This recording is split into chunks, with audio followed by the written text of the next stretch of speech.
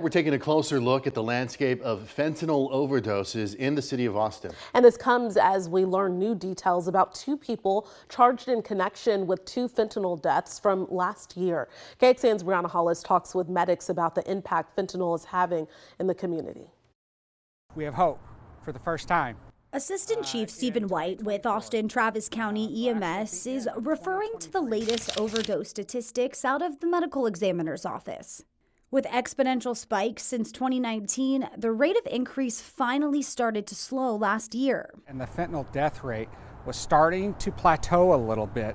A sign of progress, White says, but the work isn't done. And as KXAN's extensive coverage of this over the years has shown, this impacts real people. There is no punishment that is harsh enough to bring back my daughter. Leaders are trying to tackle this from all angles. On the law enforcement side, stricter state laws mean harsher penalties for dealers, which contributed to charges APD filed recently for deaths that happened last year. In one case, police say a 64-year-old man knowingly gave fentanyl to a 31-year-old. In another case, APD says a 35-year-old man gave a 59-year-old, quote, a little bit of fentanyl for $5 because the victim asked for it.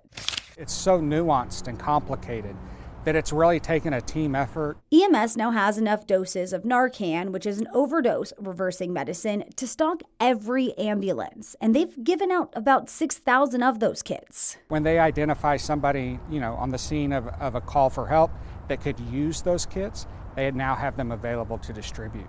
Brianna Hollis, KXAN News.